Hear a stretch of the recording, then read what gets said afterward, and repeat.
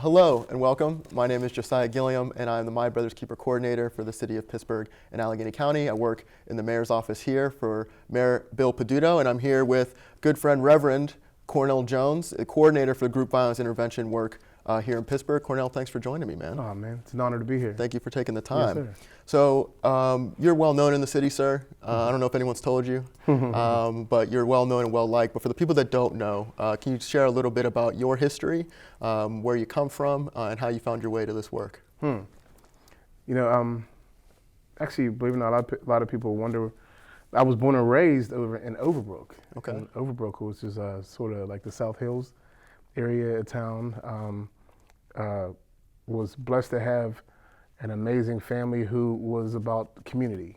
My father, who a lot of people know is, and it was what still is and was, Bernard H. Jones Sr., which was the founder of Urban Youth Action and the Poise Foundation, who was, in a lot of ways, I like to say, my Mr. Miyagi.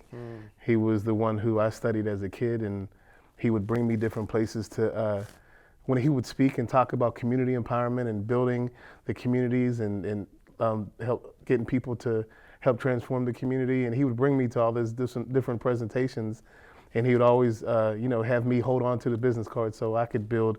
And people would say, how can I get a business card from him? And he would send them to me. I didn't realize that, at that time I thought I was like, man, why is he making me do this? But he was relationship building at that time. And from that, I saw a positive example of this type of stuff. I ended up connecting with amazing people who a lot of them I'm still connected to as an adult. And just had a heart for the people. Had a heart for the people, had a heart for empowering people as much as possible. And really, that's my passion, is just really trying to help people to develop in their purpose, and so they can see they have a reason for existence. You know what I mean? Let's keep it with your father real quick. Can you talk about the two things that he started you just mentioned? It's a program and an organization, and how that went. Yeah. How that went? You mean like just that experience of? Yeah, how that experience. Man. You mentioned, he's about community empowering people. These are two different ways to do just that. So can you talk a little bit about the mindset behind it? And man, so I was, the mindset behind it was my dad was one who absorbed. He was always reading. He was always listening to motivational tapes that people who were about empowerment, because he surrounded himself around that. And he was always about, all right, son, you got to build strength so you can be able to help other people, and so that you, so that you could help other people's children's children. And it's funny because my dad's been deceased now for 18 years, and the legacy of everything that he's done is still moving on way beyond him being around. And a lot of my father didn't have his father around. He was actually raised by the father figure that he had was actually the roommate, the Morehouse roommate of Dr. King, which is Reverend Cornell Talley, which was a big civil rights person in the city of Pittsburgh, up in the Hill District. So he was my father was one who made sure that not just the community was empowered, but his children were empowered. People were at my house. I had friends that didn't have father figures. They were at my house all the time. I thought to hang out with me, but they were pretty much sitting with my father trying to get some inspiration. So it was funny because when he passed, they all showed up at the funeral, drove from out of town because they said, my father passed too when your father passed. He was about building the village, empowering people. When he really started understanding about the power of the dollar, that's when he, decided to start the Poise Foundation too. And they would have, what were they called, salad-oramas, that's old school right there, where everyone would bring a salad and they'd have a fundraiser, and that money would go to start to the building of the foundation. Salad-oramas. Yeah, Okay. Salad-orama, one of the Salad-orama. two. But it was one of the things where they would bring salads as a fundraiser, and that was their way of contributing. Everyone would be able to have salad, but they would donate a certain amount of money to coming to this thing. And it was those type of things that they would organize. He realized that there was power when we worked together. Yeah, so the Poise Foundation ends up being the oldest Black community foundation in the entire United States. Yeah, it's amazing. Amazing. When was it founded? In the 80s. Man. It's in the 80s for sure. In the 80s. So this is a relatively recent idea. It's been some time now. Yeah. But when he's starting it, Pittsburgh's been around for a couple centuries at this point, sure. right? And you have this idea of a community foundation, not just say an endowment fund to support a program, but a mechanism, a structure to empower others and to do fundraising on an ongoing basis. Why was that important, do you think? You know, it sounds funny, but my father got tired of begging for money from other people, and he said we can empower ourselves in our community. You don't have to beg, and we know what's best for this community, and let's empower ourselves by putting our money together, saving money, learning the power of finances, and learning the power of self-sufficiency. And by doing that, we could really be the transformers that we've been called to be. I just had a meeting yesterday with a community leader in Larimer, and he was talking about the programmatic landscape out there and in the city in general, and he talked about the shift away from youth programming. But your father invested in youth programming rather notably. Can you talk about that and what it looked like back in the day? I mean, in 1966, he started Urban Youth Action, which I worked at for 8 years of my life and learned a lot. I was a workforce development program manager too. It's funny, Black Pittsburgh, a lot of the Black people in Pittsburgh, the more mature brothers and sisters of the community went through that program. That was their first job. That was their first job. That's where they learned the art of wearing a shirt and tie to work. They were teenagers, wearing a shirt and tie to work, getting to work on time, learning a resume. He would bring in not just Black, but all different cultures of people who would come in and talk to the kids about what they did. So we would be able to build relationships with people that a lot of times we won't be able to normally get to. I'm talking about CEOs, presidents of major corporations that would come in and talk to the students. And a lot of times we would find out what we wanted to be. We would want what we would want to be and why, and be able to walk and sit with that person at their place of employment. And they would actually give us paid internships. Now, it wasn't big money, but it was something to be able to be an intern at different places like PNC Bank. Places like that. I remember I'd throw on my shirt and tie and walk up in PNC Bank like I was the man. You know what I mean? I was only making like $2 an hour because it was a stipend, but my self-esteem was strong. Yeah. You know what I mean? And people from the community, wherever I go, they always tell me, your dad got me my first job. And these are successful people from the community who've helped to build Pittsburgh, but a lot of that foundation came from Urban Youth Action at that time, and that was back in 1966. And that's, and workforce development wise, it's known through the city of Pittsburgh that was the model. That was the model, but it was about empowerment. Once again, my dad was about empowerment, and because of me watching him so much, I knew, a lot of people thought I would go the route of the financial piece, and that might be something that might be in the future, to be able to do some financial empowerment, which is something that's dear to my heart too.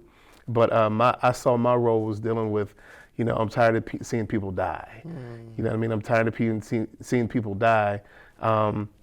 What could I do? What could we do? What could the faith-based community, what could the people who are coming out of incarceration do? I'm tired of seeing mothers crying, you know what I mean? Instead of sitting back and watching and saying, why don't they? It really changed and went into why don't we? Right. It sounds like a similar philosophy of this idea of we're not going to rely on outside fundraising. Why not we? Why not us? But you could have gone that track. You could have, followed just a standard business track or gone through the financial sector. How did you get involved with the work that you do now, and when did that start for you? You talking about the work I'm doing for the city right now, or just period? Yeah, you mentioned like this idea of you don't want people to die. Yeah, so that started when I was in Urban Youth Action, actually. We were doing Stop the Violence rallies, we were organizing, and I learned a lot of my organization skills from that. And that was one of those ones, when I was in college, they used to call me Martin Luther King. You know what I mean? I was the freedom fighter who was fighting and organizing us to be able to make change, So, that was something that, through the mentoring still of my father, other community leaders from all over the city, being around solid people, I found my lane. I caught myself, just putting out fires, when I say putting out fires, I'm talking about breaking up fights all the time. And this is just me being a teenager and I grew up in a gang era, you know what I mean? So trying to stop people from doing things that would get them incarcerated. And that's why people started calling me Martin, you know what I mean? Because I was doing those type of things because I cared. And my biggest thing was, why am I just doing it? Why don't we do this? You know what I mean? How could we do this? And it was a blessing to be able to connect with people who are, doing a lot of this type of stuff through the years. And that network has actually even helped to transfer to what I do right now as the Group Violence Intervention Coordinator. So all these relationships that I have even right now as the Group Violence Intervention Coordinator weren't established when I first came working with the city 3 years ago. These were established when I was 18 years old. You know what I mean? The direction that we're developing, these are conversations that we had. What if we could do this? And now that I'm in this position, now people are like, hey, let's get it. Let's do it. Let's work together. And they're not even asking for money. They're like, listen, let's use the resources that I've developed through the years. And I'm a big person as if we pull these resources together, we're really going to empower the community, and we're going to empower the people as much as possible, when other people will find their lane and be able to be the as I like to say, the transformers that they've been called to be. So you're a reverend. Yes, sir. Can you speak about the role that your faith plays in how you approach this work? And then I want to get into how you started working in the jails and in outreach working. So yeah, my faith is, I'm one of the people that don't look. I believe, I'm not used to being able to share this, but Scripture talks about we walk by faith and not by sight. So I'm not looking at this situation. I'm looking at the one who could overcome the situation. And so I'm focusing on that and being able to see that people have a purpose in their creation. They're not brought to earth to shoot each other. You know what I mean? There's another level that people have been brought to earth for. And my thing is to be able to help people find their purpose. And when I worked at the prison, which you already know, I worked there for 10 years in the old SCI Pittsburgh Old Western Penitentiary. One of the first things I would do is I'd find that one thing that would make somebody smile. And when they start smiling, if they're talking about, when they were in carpentry, when they were talking about their children or something like that, we'll talk about that even more. Some people would start talking about doing community work, and if they started talking about community work, I'm like, okay, that's the lane that we're going to keep talking about right there, because I see them starting to be empowered from there. And now the good thing is, being able to direct people to resources. Now, I would then direct them to people who would that they could write, like such as Mad Dads, or people like that they could connect with, that will also be a resource for them. Just finding ways to help people feel empowered and excited about life. And if I'm excited about being able to write a Josiah, you know what I mean? To be able to write people, I'm talking about the people who are incarcerated, that keeps them focusing on empowerment type stuff versus the negative things that are in their lives. It was amazing. I learned so much from working with the people who a lot of times people kick to the curb and were afraid of the most. But those are the ones who taught me to be more effective even in the streets that I deal with right now. For instance, the lifers. The lifers were probably at SCI Pittsburgh were probably the ones who taught me how to be the most effective. Because I was the pastor, we would do Bible studies, and some of the Bible studies we would actually. It's funny because this was one of my favorite times. I would have the guys develop a program that would develop a 501c3 program that would stop people from doing the stuff that you did to get yourself incarcerated.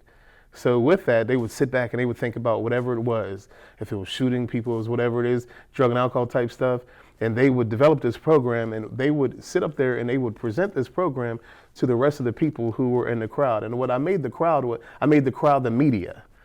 So they would present this message, the media would be there.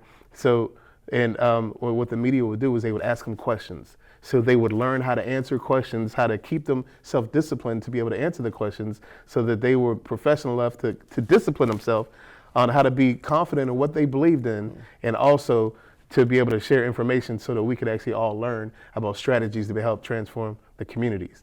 So these are people who are looked at as neighborhood, quote unquote, killers or whatever, but they were given answers and techniques to be able to help transform the community, because they said, if I had this type of skill or this type of program, I wouldn't be in this situation right now. And they would share that information with me so that we could be able to do that type of stuff. So a lot of the stuff that we're sharing is stuff that I learned straight from people who were incarcerated for the rest of their life. It's wonderful. So you mentioned 10 years. Yeah, 10 years, man. 10 years. That's like a couple millennial careers right there. That's serious a long right there. time. Yeah, man. I'm serious. And you mentioned this relationship with lifers in this case. What was the impact of these lifers on folks that aren't staying all that long? Was there interaction? And there was interaction. Yeah, there was interaction. What, and this is, a lot of them knew that they weren't going anywhere. So what we started to do was, there were some young people who would come into the institution that were known shooters, that were known, this is someone who was going out who was known to terrorize the community. So what I would do was, one thing about a person who, a lot of times a person who's a lifer doesn't have any fear. So I would get them to mentor that young person and work with me as mentoring this young person who's a known shooter in the community, to give them some insight, because a lot of times those lifers have changed. They've been in there for 40 years. They're not the same person that they were. But to be able to wrap their, not to wrap their arms around them, but to give them that mentoring and that support, so that we're able to help them out, so that they can understand that, okay, instead of looking at this as incarceration right now, let's look at this as a time away to get yourself right. So when you do get that chance, because you're going to get that chance again to go back out, you're going back out as a citizen who's ready to be able to be focused on family, focused on a good job, that you'll have more direction. And a lot of times that lifer who everyone gave up on was that one who would plant those seeds. And I was just the one who would sort of orchestrate it, put it all together, and be that person who would follow up on the outside with them so that they could be successful. That sounds like real impact. Man, I loved it, man. I loved it. And that really that helps me to be effective even out here today. You know what I mean? When I'm going to the different communities, people are like, yo, that's Rev. He's good. Like, what do you need, Rev? How can we help you to be effective? You know what I mean? So I thank God for the groundwork that was put even before I came in this position. And then even, when I'm the middle person between law enforcement and outreach. So, I've worked, because I worked in this, in corrections for the 10 years, I know how to deal with both the law enforcement side and the outreach street side. So those are two different worlds, and to be able to put those together, because you need both sides to be able to counteract the stuff that's going on in the communities. It's been a blessing. It's been a huge blessing, and I've learned a lot. And, not to be preachy, but it's been God ordained. So people talk a lot about this idea of social capital and the value that people bring or don't bring, right, or don't have. And yet what I hear you saying is that there's tremendous value in these people, these lifers, so to speak, that people might not associate with having wisdom to give, quite frankly, but then they are planting seeds, they are being present with the young people or with the folks that are inside and are mentoring them. Are people surprised when you tell them about this? Oh, yeah, man. I've been cut off at different shows when I talk about that. They're like, why would you talk about that? I was like, it's the truth. It's I believe in the transformation that all of us can change. And if I didn't believe in that, I wouldn't be going out there dealing with these streets like I am right now. I believe in when I'm dealing with someone who's a known shooter, and when I'm going to that person's house, I'm believing that this person will change once we give them support, and we're, because I'm a faith-based person, praying and making sure that we're doing everything that we can. This person, when they're ready, they can do it. They can do it, but they have to believe in it themselves. But they have to believe they also have purpose, and that's what I'm trying to make sure that they see, that they actually have purpose. And being able to bring in what I call the OGs, the people who are the old school, old school gangsters, people who've lived that life, bringing in the people who have what I call the X factor, who used to be X something, you know what I mean? Letting them see an example of that person, because they're like, well, you don't know, Rev, you ain't ever been locked up. I was like, no, I haven't, but let me introduce you to, someone right here. Someone with that X factor. Someone with that X factor, you know what I mean, who could talk the situation. In fact, someone that you respect, right? You know what I mean, because of what they used to do, but let me show you what they do now. Let me show you what they do now. So surrounding yourself around key individuals who have made change, who are serious about making change, but letting people see that, that they can do it, that you could do it. You know what I mean? I'm actually meeting with probably about 40 people who've been out of incarceration now for a while. This Sunday, they call me because they want me in the mix. You know what I mean? They want to tell me, Pastor, I'm doing well. You know what I mean? They're all going to come together and break bread. They don't have to call me, but they're coming together to motivate each other. Now these is ex-gangsters, pimps, stuff like that. But that's the X factor once again. But these are people who, if I call them and we need to go up in a community, they still have the credibility. They still have the the juice that they need to be able to help what's going on in the community. And that's really what it's really been about, is everybody finding their lane to really make some real change. Sounds like the power of the testimony getting underscored that's here. That's it, man. That's totally it. Yeah. The power of the testimony. I love that. Absolutely. Yeah. It makes sense. So let's talk about outreach. So you were in the jail for 10 years. When did you start getting involved in outreach? Was it during that entire time, before, or? Yeah, you know what? I was already doing outreach. Okay. Before that, I have a street outreach ministry called Iron Cross Community Ministries, which is a motorcycle ministry. That's still in existence. That's a motorcycle ministry. We have actually is that through Rodman Baptist? Is that an association? No, actually it's not. It's something that I started to be able to catch the street element. And you know what I mean? The lot of street element. We got like a security team. We got a little everything. We do the weightlifting and the Bible studies over at Eastminster Church. At Eastminster? Yeah. Strategic strategies to be able to catch the people who normally won't even step foot in the church. Yeah. You know what I mean? That was my strategy with that. So outreach-wise, I've always had those people around me, and we'd always, I was doing outreach for free, forever. You know what I mean? It's just because it was part of me. You know what I mean? To me, it just wasn't even outreach. It was just ministry. It was life. This was purpose. So that wasn't anything new. So I was still working in the prison, but when I would go afterwards, I would still I'd go up to Schumann and teach trauma classes, do some outreach with the kids up there, and I would be in the mix of different things in the streets. I'm still back then. I was the emergency guy. If anything was about to jump off, my phone was blown up. You know what I mean? Which is exactly the same way right now. So I really feel like there was a lot of preparation for this type of stuff. I was one of the people who were when they did the gang truce back in the 90s, when the Gang Peace Council and stuff like that. I was the little kid that was like, I'm amazed by this. How could I be in the mix? Can I just sit in a room? You know what I mean? And just be able to help out. But watching that type of stuff, I've seen amazing people through the years that have been doing this work, and I've been blessed to sit at the feet of just warriors and street warriors, people who love the community on a local and now national level. You know what I mean? That's the amazing thing, being at tables and, talking about some of the different strategies that we do. What I also found out is that stuff that we're doing in Pittsburgh, to me, is ahead of the game. You know what I mean? And, a lot of times people are sharing stuff, and I started sharing some of the strategies that we're doing in Pittsburgh, and they're like, they're amazed. And I'm like, man, a lot of times because we're from here, we sleep ourselves. You know what I mean? We're like, it's okay. We're doing some amazing work. Yes. We have amazing people that are coming together. I have everyone from mothers that have lost loved ones working with us. I got coaches, I got cheerleading moms, I got pastors, I got clergy, you know what I mean? I got just, people who are finding their lane in this piece. And that's the good thing about, being in this for a while. These aren't a lot of new relationships. These are relationships that have already been established, and these are people that have been saying for years, how could I get involved? One of the things that blew my mind was when one of the things that we do is we do what's called custom notifications. Yes, so it's a relatively new thing. Can you define that for people? Custom notification is when things get extremely intense and we know that someone might be the next shooter. What we'll do is we'll go to that person's house. They're not there to get arrested, but we're there to really just talk them down and say, hey man, we know who you are. We know what you're doing. We're coming because we care about you. In fact, I usually say because I love you. You know what I'm saying? And with us are someone who's a mother who lost a loved one.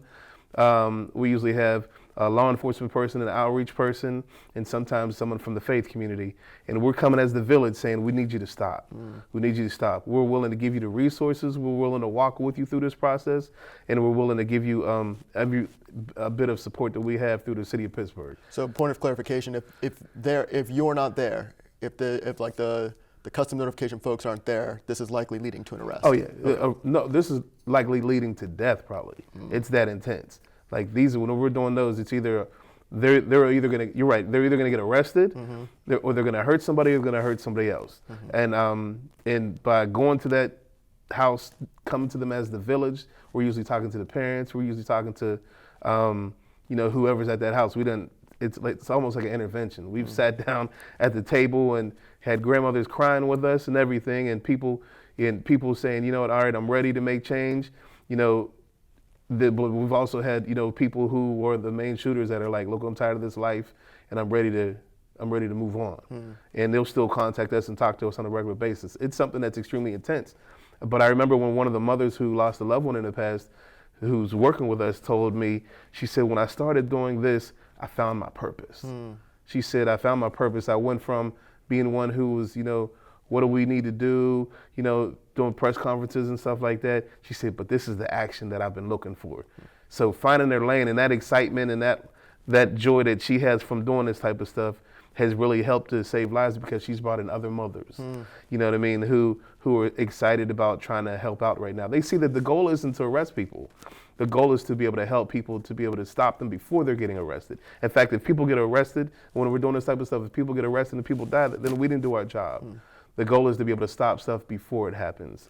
Do you think everyone has a purpose? I believe everybody has a purpose. Everyone has a purpose. Okay. Every single person. They just have to find it. They just have to find it. If you mentioned this is preventative. This is stepping in before something goes to an irretrievable place, maybe a death, maybe an arrest. That sounds to me to be aligned with this public health framing that I've been hearing about in this conversation. Is that your understanding as well? Totally. It's totally aligned with public health framing. Yep. Okay. Yep. It's just wild. And I don't mean to jump in it, but I'm thinking about just the blessing of me working in the prison system and everything, and knowing that. So when people have had to get arrested, what we've done is, because of my relationship with the prison system and in the county system and all that type of stuff, we've actually gone to them while they're already arrested. They didn't listen to what we said. We've gone to them to say, hey, we're still want to work with you. We didn't give up on you. Yes. That's the difference. Yes. A lot of times people think that once they're locked up, it's over. Right. No, we've worked with the county and they've gone in and say, hey, we're still here for you. When you come out, we want to have some stuff lined up with you. So can you continue? Can you work with us now, so you're not going out there to a whole bunch of other stuff, because it doesn't make us happy to see you behind these bars right now. You know what I mean? And we connect them to, this is the village piece. Yes. We connect them to a piece of the village so that they could actually go and get the resources and connection. So they're not walking out there to the war zone. They're walking out to the people who are saying it's like some prodigal father, prodigal son type stuff. You know what I mean? Where they're saying, we love you and we want to cherish you and we're willing to give you the support. Yeah. Which is a lot of times, which is what they weren't getting. But having that connection, me working in the prison system, I'm able to go to the juvenile detention centers. I'm able to go to all these different places. There's not a place in the city that I can't get in to be able to go and work with these people, the young geniuses that we're blessed to be able to work with. Yeah, you have access. That's a blessing, but that's a blessing. That's the favor of God on that one. I wanted to talk real quickly about, just draw a quick thread. You mentioned your desire to get into the mix. You mentioned bringing the village to some of these custom notifications. These are intense scenarios. These are intense situations. And you mentioned this idea of the lifers not having any fear. And yet it sounds like if you were in the mix, there might be a lot of things to be afraid of. For sure. Can you talk about that and the role of fear, or how it can either conspire against the kind of work you're doing, or how it might prevent people from getting involved? True. One thing I learned is I'm never going to force anybody to do anything. Yeah. So this has to be part of what you feel like God is calling you to do. So it's dangerous, extremely dangerous. But we make sure we do serious training before anything. Before everything that we do, there's a lot of training. We do a briefing before. There's a debriefing afterwards. We make sure that there's security, there's police presence far enough away just in case something does happen. So this is the National Initiative for Justice, which is the David Kennedy. He put together a really good strategy to make sure that there's safety and being able to have the elements of people who know security, people who know order. When we go and deal with these situations, we're making sure that everyone's protected. The goal is everybody's going home. You know what I mean? Everybody's going home. We're going to make sure that we pass this message, but I also want people to go home and get back to their families. So we're making sure that everyone's safety is priority with that. But it is, I'm not going to lie, it's dangerous. It's dangerous, but but I'm also not putting people that I don't think are ready for that. Somebody was talking about that yesterday. They're like, well, I don't know if I'm ready to go up to somebody's door. I was like, then don't, because I need people that are ready. I'll find another lane for you. Yeah. What's the lane that you feel, well, I'm good at working kids and such and such. That's the lane we're going to go hard on with you. Right. You know what I mean? Because that's the lane that you're excited about. You know what I mean? This lane right here is a lane that someone else is excited about. We'll keep on building in this lane for this person, and we'll keep on building in the other lane for you. Right. But everybody has a lane. You know, a lot of times people are like, well, how can I get involved? I'm older. Well, let's find out what your passion is. You know what I mean? And I can't tell you how many people I'm working with that don't have, that are like, you know, I don't have GD classes. They want some type of program or things like that. I got former teachers that, you know, that are retired, like, what can I do? I'm like, man, you don't realize that's violence prevention. You helping them get right. to be able, they dropped out of school and they're not going back, but we need somebody to help them out with that. That's right. I got one lady that came to me at a meeting and she said, and we've worked together extremely, like a lot. She came to me at a meeting, she said, I don't know anything about the streets, but I have a tattoo removal company. So anybody in your program who needs a gang tattoo removed, I'll do it for free. I said, man, that's violence prevention at its best. I said, because that right there will help somebody's self-esteem feel better so they could go and get a job. A lot of times people get these gel tattoos and get stuff to try and look cool, but you know, that was when they were a little younger, and now they're grown and they got Thug Life tattooed on their neck or on their forehead. You know what I mean? And they're trying to get a legitimate job, and they can't. Might be a barrier to them. Might be a barrier. So we're trying to get that support, and we've walked people in there, and she's helped them get that. I got a guy who cried on the phone because he didn't believe me. He had a whole bunch of tattoos all up on his head, and he's like, I thought you were going to spin me. I thought you were going to play me. He said, you walked me in there, and this woman's been helping me ever since. And he said, so far I've moved up to it. Now I got a management job. You know what I mean? So that right there, even though I'm not stopping them from fighting or anything, that's violence prevention at its best. Right there. The village is working together. Yeah, and I love this idea too. I think it's important to underscore that you're equipping people for the job. That's it. You work with them where they're at to figure out what they might be passionate about, what lane they can fulfill, but then there's supports for them to be upskilled, to be trained. And these are, when you're doing the trainings with these folks, and you're working with law enforcement, you're working with community leaders, et cetera, these are evidence-based, trauma-informed trainings that are really putting tools in your toolkit, so to speak? Definitely. Okay.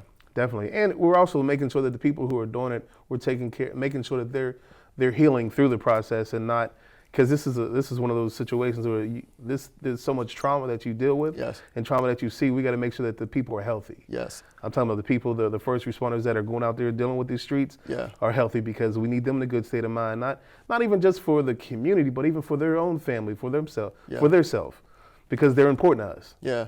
So let's, now that trauma's been named, let's address it. Talk a little bit about the reality of trauma, and then, if you can or would, talk about the role of healing. Wow. Welcome to the show. Right? Yeah. So trauma, you know, from working in all these different areas where people are hurting, you know, I've seen a lot of people who are incarcerated who ended up killing people. Like, why'd you kill him?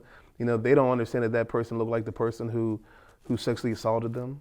You know what I mean? There's so much that people have gone through. I always talk about, you see this big snowball right here, but you didn't realize that it was a small snowball back here that got bigger and bigger and bigger that wasn't dealt with. Now the snowball's taking up the whole size of the room because of the trauma has gotten so big in their life, and we don't deal with it. So, you know, a lot of times I'm seeing people who, we talk about the drug and alcohol issue, a lot of that's numbing.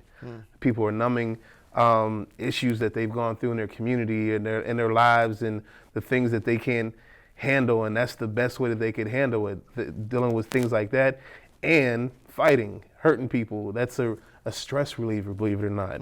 You know, and just find it. Stress reliever. It's a stress reliever. You know what I mean? Instead of going and doing a punching bag, they're trying to punch somebody else. Just to get that energy just out. To get it out. Okay. Arguing, starting arguments, just to be able to get that frustration, you know what I mean? That frustration off, so that they could, you know, have some type of peace. So, you know, you were talking about healing. Like, healing is, you know, being able to, you know, mindfulness. It's taking that prayer time, being able to learn the breathing concepts, being able to be around peaceful people, you know, to be able to see an example. You know, I found out that a lot of people wanted to be around me down at the prison because I wasn't as aggressive as everybody else. They're like, yo, you're different. Like, why? Like, I've never seen that before. You come with this, like, spirit of peace. You know what I mean? And they're like, what is that? I was like, because, you know, that was the piece that I had in my relationship in my walk, but I also told them strategies to be able to get that peace. Yes. And also, we used to take time, especially when things, one of the most hostile situations was when we would set up for Sunday service in the prison, because everybody took pride in setting up for Sunday service. So they wanted everything to be right. You're like, man, Sunday service? Like, really? Like, why would that be a hostile situation? That was their time to get some peace. So if somebody did something wrong, it was an argument. It was an argument. So before the arguments would kick in, I would put on some very relaxing music. You know what I mean? I would also look at everyone's face while they're doing their thing. I would be checking with them, like, how are you? You good? Just sort of, it sounds funny, but I would also even look at their complexion. I could tell if they were off just from their complexion. And if they were off, I'd say, hey, just sit down a little bit and just soak up the music a little bit. Find strategies, and on the outside of this, I'm a believer that, anybody who's dealing with this type of stuff needs to find a good therapist too. You know what I mean? I'm blessed my wife's a therapist. You know what I mean? I'm blessed I'm a believer of getting the proper help to be able to help yourself to be able to be victorious. Yeah. If you're not getting the proper help, surrounding yourself around like-minded people that aren't bringing drama, but also finding out strategies that if you can't get away from the drama, how do you develop yourself? How could you develop skills to be able to help yourself if you're in what I like to call the lion's den? You know what I mean? The strategies that you could learn and be around people that could actually help you develop those strategies, but help you to sort of personalize those strategies for your situation. Yes, yes. I appreciate you speaking about it because I'm grateful for the language that's emerged that can address trauma and describe it rigorously, describe it scientifically, describe it with some sense of time too. This idea of generational trauma, this idea of ongoing trauma. I'm very grateful for it, but not as often do I hear about this idea of healing. And so hearing you speak about the importance of mindfulness, developing other strategies to find peace, it speaks to me of this idea of healing. An expression of peace that I've heard in different traditions is that of shalom, and this word comes with this idea not just of like stillness, but of wholeness. And of growth, I guess, if you were not experiencing wholeness at a certain point. Can you talk a little bit about the importance of mindfulness? And then I want to transition back to some of the group violence intervention work that's happening in the city to give folks a sense of what's happening on the ground today. So, I mean, just the importance to me is just making sure that you, before you go into a situation, or just, in the beginning of the day, I'm a believer of like taking time to balance yourself out, to make sure that you're doing, you're breathing. You know what I mean? For some people, to your prayer time. You know what I mean? But making sure that you're balancing yourself out, because I've learned just from people that I know and myself, if I don't get that time in, I'm all over the place. There's chaos, and working in chaotic environments, you could bring in your own chaos. Yeah, I'll be bringing in hostility to already hostile environment. Yeah. You know what I mean? So, so I gotta make sure. This is the only time that I tell people I need you to be selfish.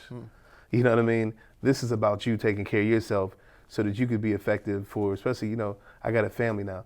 I want to take care of me so I can be effective and happy and bring peace to my children's lives, my wife's life, and the people that I'm blessed to work with. And if you go into this type of situation with a hostile mentality, dealing with a hostile person, too hot, you know what I mean? All you're doing is two sparks is making a kaboom, you know what I mean? And so we're gonna make an explosion, and we don't wanna do that. We wanna be able to help people get some peace and be able to learn positive strategies to get peace, legal strategies to get peace that will help them to be effective for the rest of their life. Group violence intervention. Yes, sir. You are the Gbi Coordinator for the city of Pittsburgh. What does that mean, and what's happening on the ground? So I'm the Group Violence Intervention Coordinator for the city of Pittsburgh. What's happening right now is I'm the person who, I like to call myself the middleman. Yeah. That liaison? I'm the liaison. I'm the person in between law enforcement and outreach. I'm the person who will strategize if we have a situation where we got to talk somebody down from doing something. I'll work with law enforcement. I'll work with the outreach team. We'll strategize. We'll find out who has the connection to that person. What resources can we get for that person to be able to get them to stop doing what they're doing, and their family, You know what I mean? To be able to get them the support so they can support that person and keep them away from the violence that they're getting involved in. If that person doesn't stop, then the next layer is we've done everything. We're trying to help them out as much as possible. Then if last resort is, especially if this is a shooter, is law enforcement getting in the mix. But the goal is to keep people out of prison, to keep them alive, and to help them really just find their purpose in this thing. But I'm the person who works with the outreach teams. We're blessed to have 3 outreach teams that are working with us. Actually, I like to say 4 because we have the Pittsburgh outreach team, we have the Reach Initiative, we have the South Pittsburgh Peacemakers, and the 4th one I always like to mix, even though they're not with us all the time, is Mad Dads. Mad Dads, yeah. You gotta love Mad Dads Gotta too. love Mad Dads. So they're all working with us right now, Yeah. and everybody has different levels of what they do. Some people are in the schools, some people are in some of the detention centers and things like that, and then some people are just rough, rugged, and raw in the streets for me. You know what I mean? Different layers. There are all these different places trying to put out fires, trying to mentor a lot of people, building relationships. 99% of this thing is about relationships.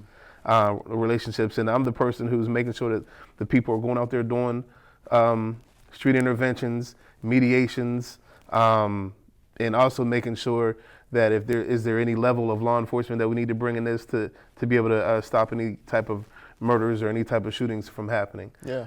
So that's when all those skills of being able to deal with both sides of this, come into the works. I've seen people from the village, from the community, who've worked with the police worked with the whole initiative with GVI because they weren't fans of the police, but they believe in what's going on because they understand that it's not about arresting people, it's about trying to stop stuff before they get arrested. One of the most exciting things that we've done is, for some of the major events downtown, we've bought all of our outreach teams down there, and we've brought a bunch of volunteers and work with the group violence intervention detectives. So when we're doing that, I remember seeing one of the guys who was about to fight, one of the kids who was about to fight, 19 years old. We looked over there. One of the pastors said, "That's one of my people from my congregation right there." So he went over there. Guy saw his pastor. Everything shut down.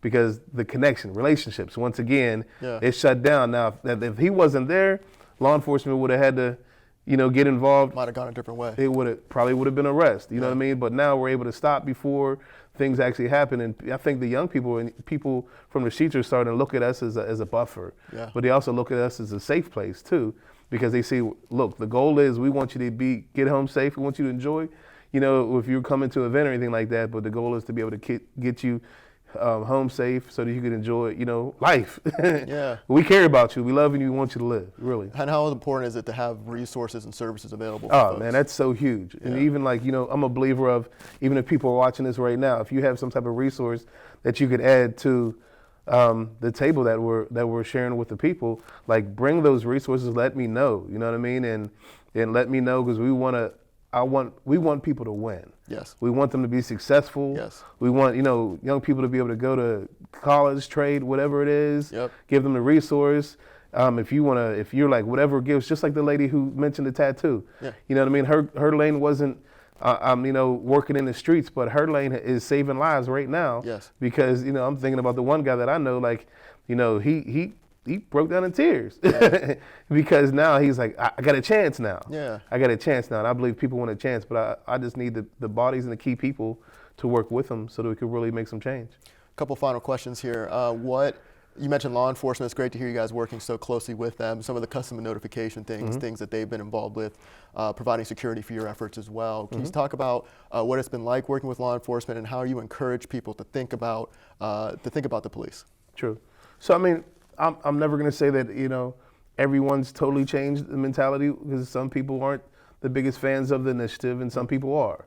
And that's part of life, you know what I mean? But the majority of the people are excited about the initiative, the chiefs, the commanders, like they're excited about it. A lot of the staff are excited about it. There's always people who think, I don't, this new style of doing things is different. That's with life. People don't like change sometimes.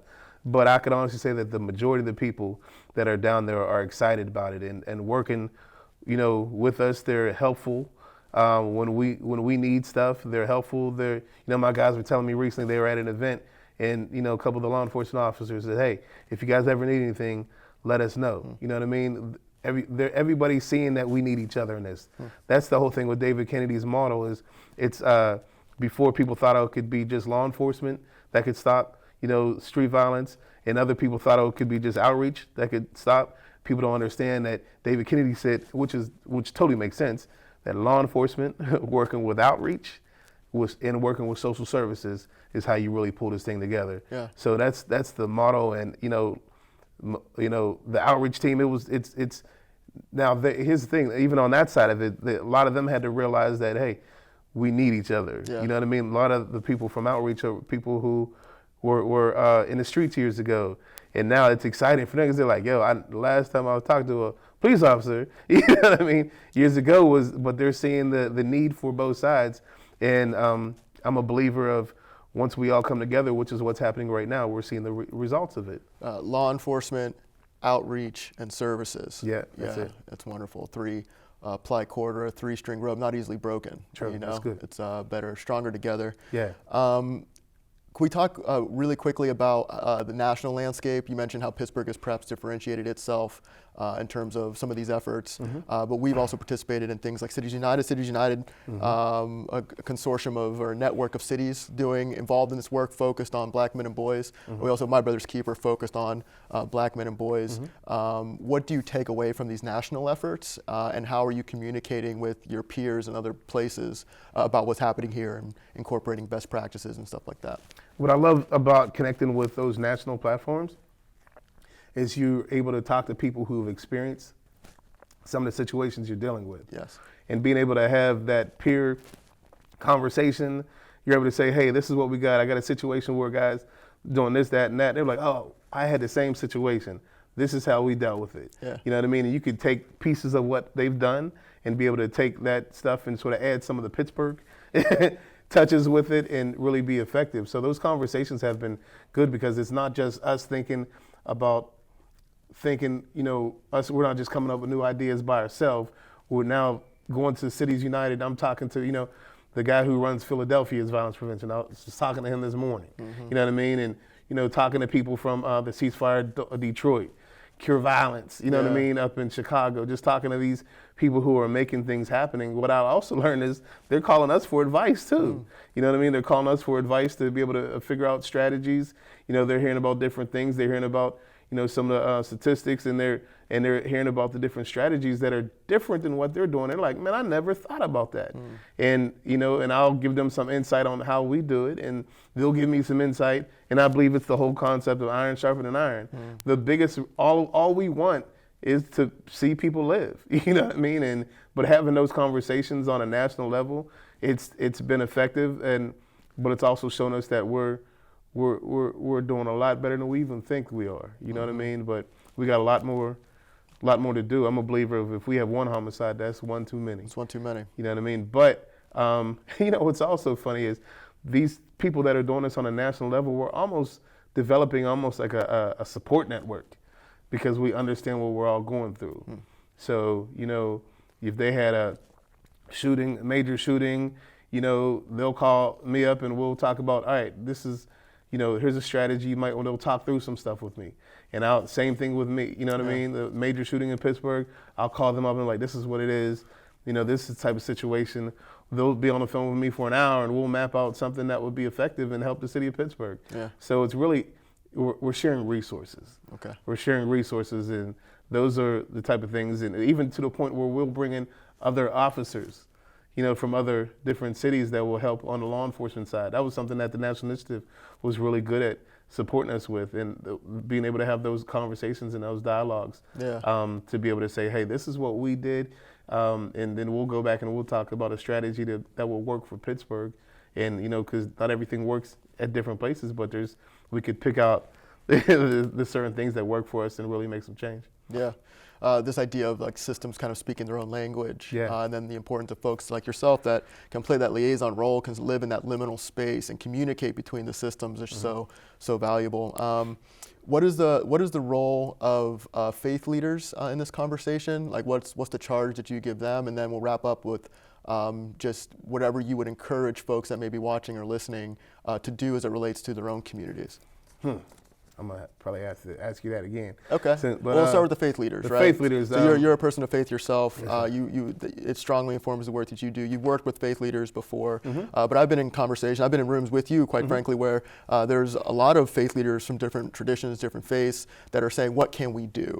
We want to see violence continue to trend down, which it has here in Pittsburgh. Homicides dropping consistently, but what can we do? And sometimes it doesn't seem like there's always necessarily someone there with a place for them to get right plugged in. So how do you approach that conversation? What's the role for faith leaders? So really finding out what is your what different congregations specialize in different things. Some are, they have the homeless shelters. Some have food banks. Yeah. What is it that your congregation specializes in? I had one person that says, "We specialize in everything." I was like, "No, you don't. No, you don't. What's your specialty? Yeah. What is your congregation like? This is what we love." And being able to put those pieces together, I used an example before of the person who, I'm trying to think of what example. So finding, just finding that faith group or faith example of that. I'm sorry about that. It's all good. So for instance, when we need a mediation space, I need to be able to contact Pastor Jenkins and be like, "Hey, we got a situation going on around the corner. I need a safe place." Yes. If we need somebody who is in your congregation that was locked up to be a mentor, that's your lane right there. If we need somebody, so finding the key pieces of the puzzle that the people in your congregation are experts at, and being able to say, "Hey, this is what we offer." Meals for the community. Meals, for the exactly. family, so for instance, when I had somebody contacted me and said, they were a victim, they needed some food. I was able to contact Focus Pittsburgh, and Focus Pittsburgh bought them their family food for like a week. You know what I mean? And they were thankful. So just being able to contact people, because all the holy books talk about loving on the people, loving on the praying for the oppressed. And just really just finding just doing what all the books are saying we're supposed to do. You know what I mean? Just the English, loving, caring, help, all these different things that we're supposed to do, but finding your lane in this. I'm not saying everyone's walking on the streets and doing things. That's not the lane.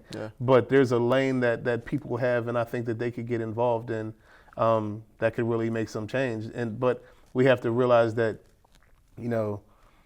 we can't let fear be our issue, and it can't be they're gonna do this. It has to be all of us doing this, and that's something that I think has been the most effective out of what we've been doing with GBI. It's not, like I said, what are they going to do? It's what are we going to do? Where people are feeling empowered, because now, they're ones. If I need somebody to call, make some phone calls, Sister Jenkins, who all she does most of the time look outside the window, Sister Jenkins will make that phone call for me. Because I need somebody to make some phone calls, just finding their lane. Finding the people in that congregation that are also saying, "Pastor, why aren't we out there?" And or Imam, why aren't we doing such and such? You know what I mean?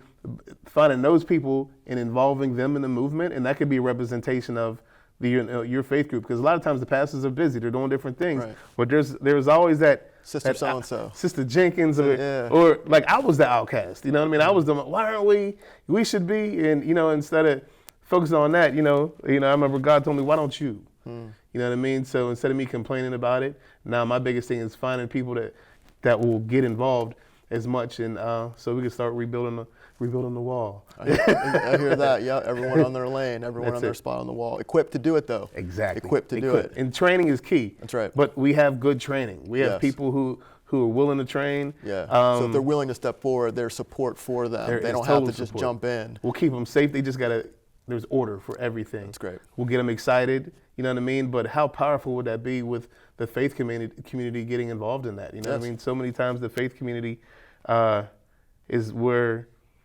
people go to, and it's raw, but where they have to get people buried. You know what I mean? I want them to be looked at as life. That's wonderful. So just a final thread here. So, you know, My Brother's Keeper, it's a city and county-wide effort here. You've very generously given your time as part of the MBK committee. So we've been working in lockstep for some time now. With Cities United, went and traveled there. Been talking there. Poise Foundation, our fiscal sponsor, Yes, sir. that helps the fund, and they've been tremendously supportive. What does success look like, you know, this year? How can you and I work, you know, better together? So connecting, you know, you're blessed with a lot of resources, and you're blessed with connecting with people that you say that, you know, Cornell, this is who I think you need to meet with. You know what I mean? I think being able to pull continuous pieces of the puzzle together, being able to help with that faith-based voice. I think MBK has a strong voice that I think if MBK talks to some of the faith leaders too, and some of the faith leaders understand that it doesn't have to be just you, Pastor, or you, Imam. Let's get those people in the congregation who are hungry about stopping violence, stopping violence, and you know, so they could be representative in this movement, because I believe that this is a movement, and you know, and I think the next thing that, you know, my passion is always being able to help assist with people coming out of incarceration. Even though it's not an official part of what I do for the city, it's being able to help those people get, you know, direction and support, and solid programming is a belief of mine that if that happens, the crime rate will continue to go down as long as we have support around the people, solid support. And I know that MBK and you being an amazing person who does amazing work could really help continuously organize that process. Thank you, sir. It's an honor to work alongside you in the city. Reverend Cornell Jones, coordinator, group violence intervention work in the city, community leader, community neighbor. Yeah. Thank you so much for taking the time. Thank you, bro. Appreciate you, man. That's all we have for now. Tune in next time. Thank you so much.